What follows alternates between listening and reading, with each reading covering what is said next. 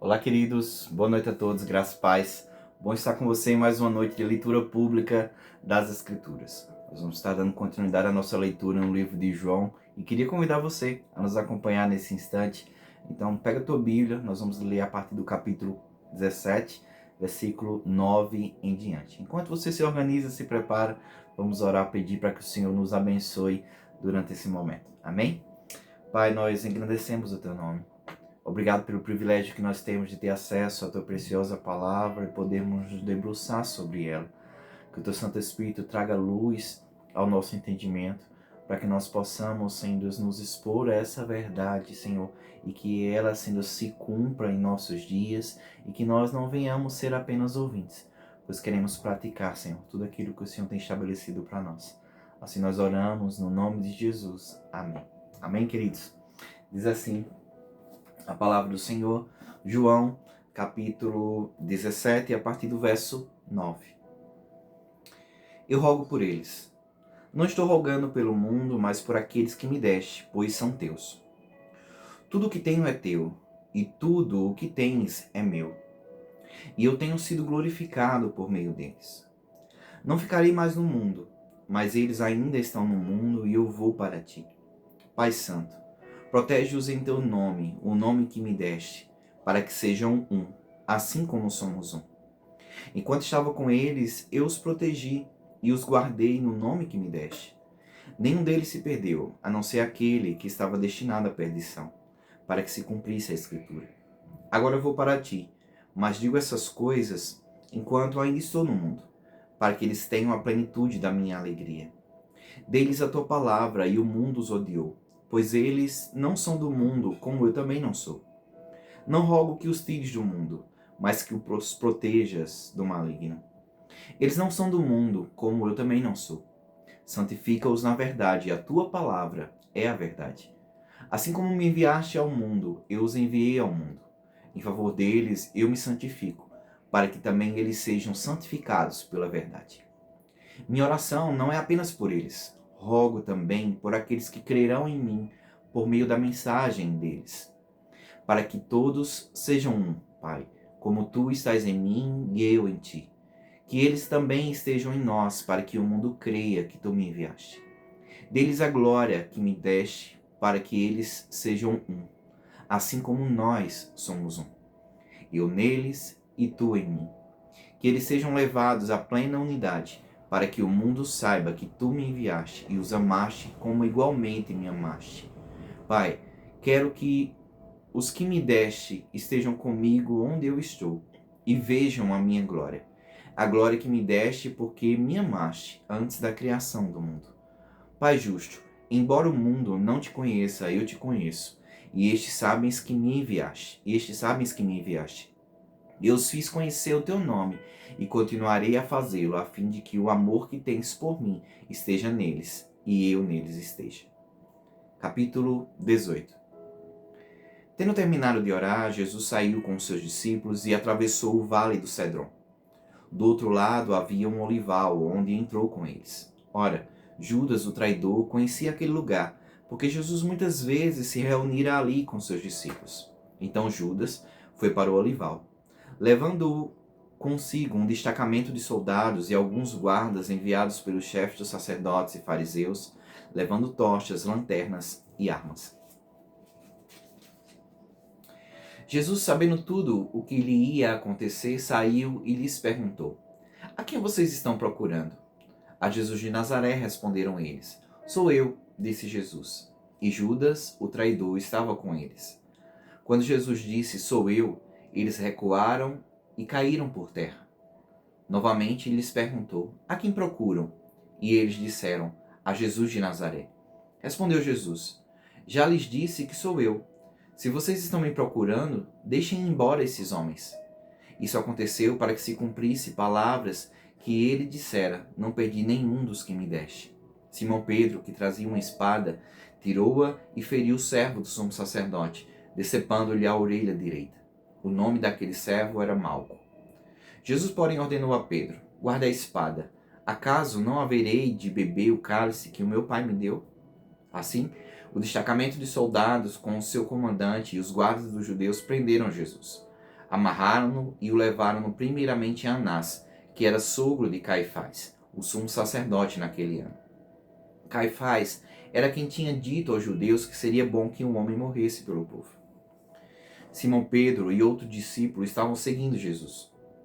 Por ser conhecido do sumo sacerdote, este discípulo entrou com Jesus no pátio da casa do sumo sacerdote. Mas Pedro teve que ficar esperando do lado de fora da porta. O outro discípulo, que era conhecido do sumo sacerdote, voltou, falou com a moça encarregada da porta e fez Pedro entrar. Ela então perguntou a Pedro: Você não é um dos discípulos desse homem? Ele respondeu: Não sou. Fazia frio, os servos e os guardas estavam ao redor de uma fogueira que haviam feito para se aquecer. Pedro também estava em pé com eles, aquecendo-se. Enquanto isso, o sumo sacerdote interrogou Jesus acerca dos seus discípulos e dos seus ensinamentos. Respondeu-lhe Jesus: Eu falei abertamente ao mundo, sempre ensinei nas sinagogas e no templo, onde todos os judeus se reúnem. Nada disse em segredo. Por que me interrogas? Pergunta aos que me ouviram. Certamente eles sabem o que eu disse. Quando Jesus disse isso, um dos guardas que estava perto bateu-lhe no rosto. Isso é jeito de responder ao sumo sacerdote? Perguntou ele. Respondeu Jesus: Se eu disse algo de mal, denuncie o mal. Mas se falei a verdade, por que me bateu? Então Anás enviou Jesus de mãos amarradas a Caifás, o sumo sacerdote. Enquanto Simão Pedro estava se aquecendo, perguntaram-lhe: Você não é um dos discípulos dele? Ele negou, dizendo: Não sou. Um dos servos do sumo sacerdote, parente do homem cuja orelha Pedro cortara, insistiu: Eu não os vi com ele no olival?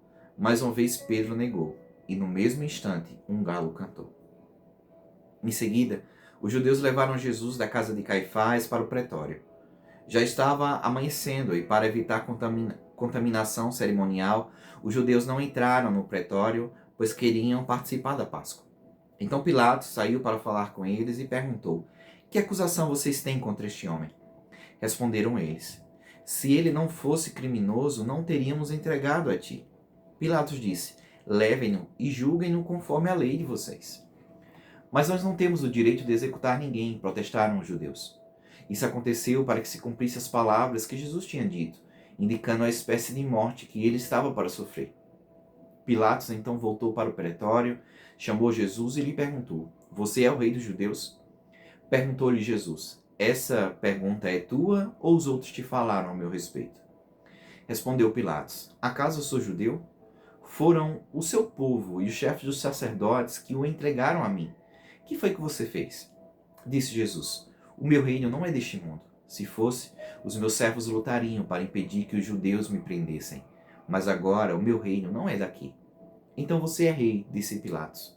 Jesus respondeu: Tu dizes que sou rei. De fato, por essa razão nasci e por isso vim ao mundo, para testemunhar da verdade. Todos os que são da verdade me ouvem. Que é a verdade? Perguntou Pilatos.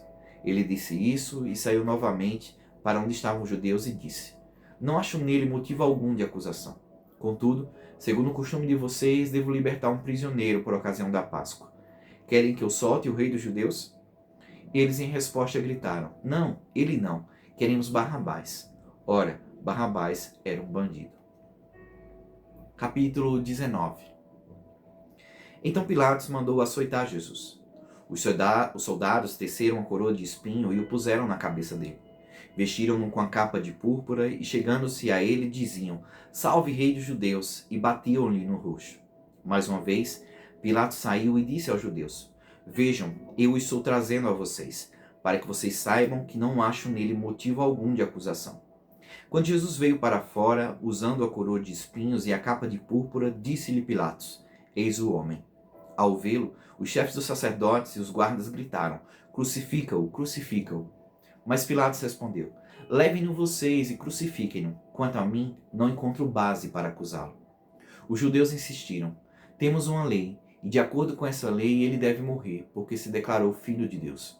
Ao ouvir isso, Pilatos ficou ainda mais amedrontado e voltou para dentro do palácio. Então perguntou a Jesus: De onde você vem? Mas Jesus não lhe deu resposta. Você se nega a falar comigo, disse Pilatos. Não sabe que eu tenho autoridade para libertá-lo e para crucificá-lo? Jesus respondeu: Não terias nenhuma autoridade sobre mim se essa não te fosse dada de cima. Por isso, aquele que me entregou a ti é culpado de um pecado maior. Daí em diante, Pilatos procurou libertar Jesus, mas os judeus gritaram: Se deixares esse homem livre, não és amigo de César. Quem se diz rei opõe-se a César. Ao ouvir isso, Pilatos trouxe Jesus para fora e sentou-se na cadeira de juiz, num lugar conhecido como pavimento de pedra, que em aramaico é Gábata. Era o dia da preparação na semana da Páscoa, por volta das 6 horas da manhã. Eis o rei de vocês, disse Pilatos aos judeus. Mas eles gritaram: Mata, mata, crucifica-o. Devo crucificar o rei de vocês? Perguntou Pilatos. Não temos rei, senão César, responderam os chefes dos sacerdotes. E finalmente Pilatos o entregou a eles para ser crucificado. Então os soldados encarregaram-se de Jesus. Levando-o à sua própria cruz, ele saiu para o lugar chamado Caveira, que em aramaico é chamado Gólgota. Ali o crucificaram, e com ele 2 outros, um de cada lado de Jesus. Pilatos mandou preparar uma placa e pregá-la na cruz, com a seguinte inscrição: Jesus Nazareno, o Rei dos Judeus. Muitos dos judeus leram a placa, pois o lugar em que Jesus foi crucificado ficava próximo da cidade, e a palavra estava escrita em aramaico, latim e grego. Os chefes dos sacerdotes dos judeus protestaram junto a Pilatos: Não escreva o Rei dos Judeus, mas sim que esse homem se dizia Rei dos Judeus. Pilatos respondeu: O que escrevi, escrevi. Tendo crucificado Jesus, os soldados tomaram as roupas deles e as dividiram em 4 partes, uma para cada um deles, restando a túnica. Esta, porém, era sem costura, tecida numa única peça, de alto a baixo. Não a rasguemos, disseram uns aos outros. Vamos decidir por sorteio quem ficará com ela. E isso aconteceu para que se cumprisse a escritura que diz: Dividiram as minhas roupas entre si e tiraram sortes pelas minhas vestes. Foi o que os soldados fizeram. Perto da cruz de Jesus estavam sua mãe e a irmã dela, Maria, mulher de Cleopas, e Maria Madalena. Quando Jesus viu sua mãe ali e perto dela o discípulo a quem ele amava, disse à sua mãe: Aí está o seu filho. E ao discípulo: Aí está a sua mãe. Daquela hora em diante, o discípulo a recebeu em sua família. Mais tarde, sabendo então que tudo estava concluído, para que a escritura se cumprisse, Jesus disse: Tenho sede. Estava ali uma vasilha cheia de vinagre. Então, embeberam uma esponja nela, colocaram a esponja na ponta de um caniço de isopo e a ergueram até os lábios de Jesus.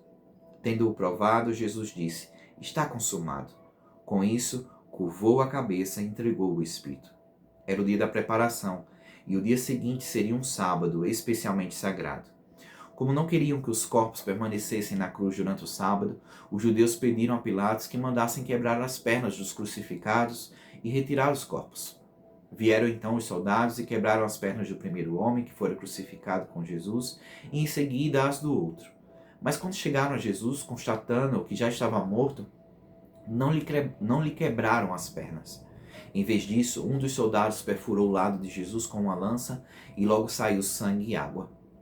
Aquele que o viu, disso deu testemunho, e o seu testemunho é verdadeiro. Ele sabe que está dizendo a verdade e dela testemunha para que vocês também creiam.